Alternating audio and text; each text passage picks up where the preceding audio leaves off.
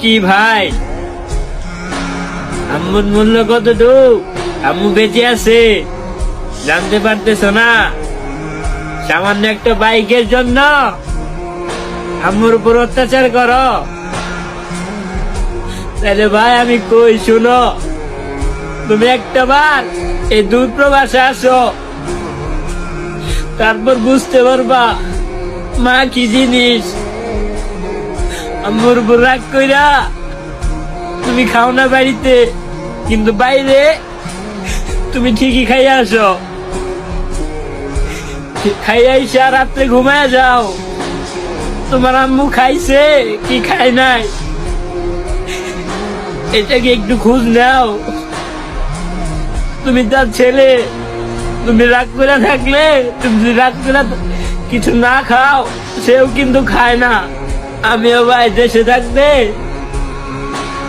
এমন করতাম, কিন্তু এখন বুঝতেছি মা কি জিনিস। যখন আমি স্কুলে যাইতাম, আব্বুর কাছে টাকা চাইলে সব সময় দিত না। আমি তো আর আব্বুর সাথে রাগ দেখাতে পারতাম না। ওই আম্মুর লগে যাই রাগ দেখাইতাম, বলতাম। আমার আম্মু যেন কি করতো, আমার আব্বুর কাছে যাই কইতো আমি ডাক্তারের কাছে যাবো, আমার ওষুধ লাগবো, এইসব কইয়া টাকাই না আমার দিত। তোমরা সেই মায়ের লগে কেমনে খারাপ ব্যবহার করো ভাই? মা তো মাই, সে তোমার হোক আর আমার হোক, সবাই কিন্তু এক কাজগুলাই করে।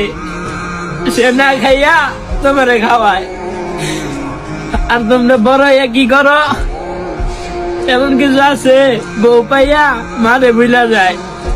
কেমনে পারো ভাই, তোমরা কেমনে পারো?